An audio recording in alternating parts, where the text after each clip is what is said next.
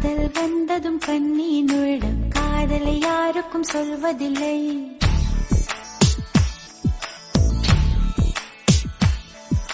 புத்தகம் மூடிய மயிலிறகாக புத்தியில் மறைப்பால் தெரிவதில்லை.